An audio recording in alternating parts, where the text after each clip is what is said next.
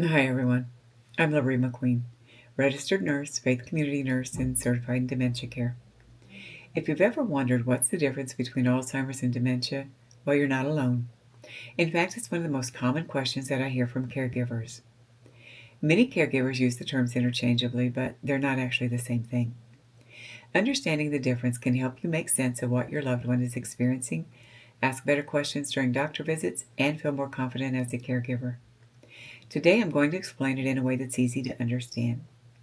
Before we dive in, I want to share something personal. After caring for people living with dementia for more than 30 years as a nurse, I really thought I understood this disease. But I've had both an aunt and uncle pass away a few years ago, and now both of my parents have developed dementia. So suddenly, everything I had taught families for years has become personal. I experience the uncertainty, the questions, and the emotions that every caregiver faces. That journey changed the way that I teach. My goal isn't simply to explain dementia. My goal is to help caregivers understand what's happening so they feel less overwhelmed, more confident caring for the person that they love. One of the biggest misconceptions I hear is someone saying, "My mom has dementia," and another person says, "Well, my dad has Alzheimer's." They think they're talking about two completely different diseases. Sometimes they are, sometimes they aren't. So let's clear up the confusion. The easiest way to understand dementia is to think of it like the word vehicle. A vehicle can be a car, a truck, an SUV, or a motorcycle. Those are all different vehicles. Dementia works the same way. Dementia is not one specific disease. It's an umbrella term that describes a group of symptoms caused by diseases that damage the brain. Now, those symptoms might include memory loss, confusion, difficulty communicating, poor judgment, changes in behavior, problems completing everyday tasks, and many different diseases can cause those symptoms. Now, let's talk about Alzheimer's disease. Alzheimer's is one disease that falls under that dementia umbrella. In fact, it's the most common type of dementia. About 6 to 7 out of every 10 people living with dementia have Alzheimer's disease. So every person with Alzheimer's has dementia. But not everyone with dementia has Alzheimer's. That's the key difference. There are several other common types of dementia. Vascular dementia, this type often develops after a stroke or reduced blood flow to the brain.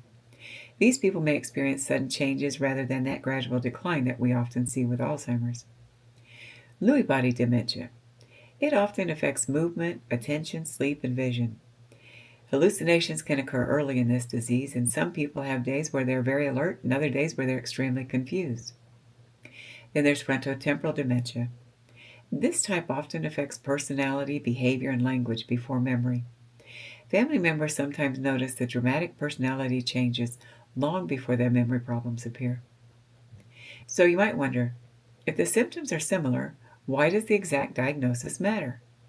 Well, it matters because different types of dementia can progress differently.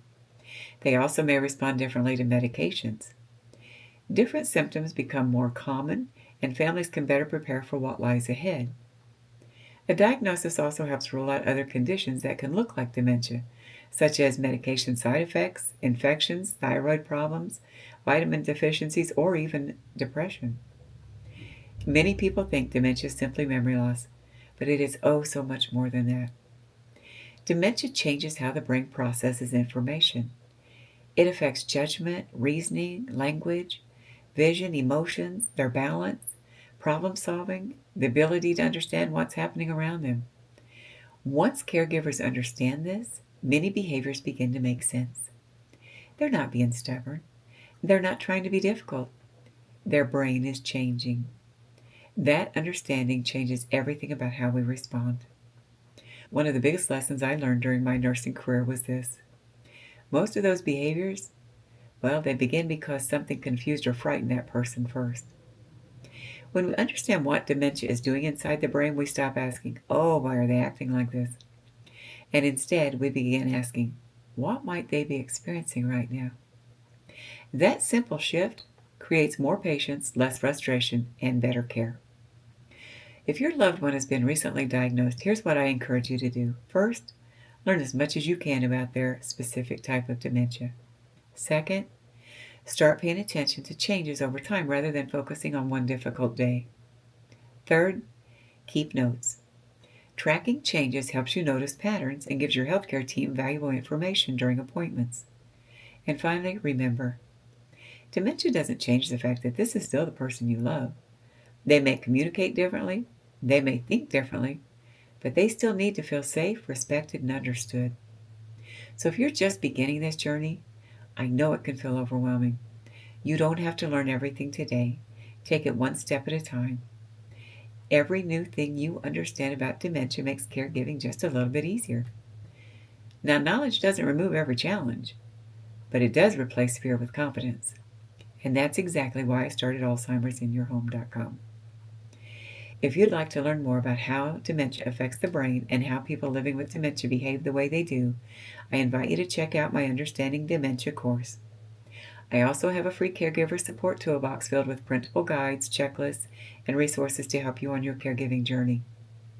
You'll find links to both in the description below. If this video helped you better understand the difference between Alzheimer's and dementia, I'd love for you to give it a thumbs up, subscribe to the channel, and share it with another caregiver who could use a little encouragement. Thank you so much for spending a few minutes with me today. And until next time, please, don't forget to take care of yourself too.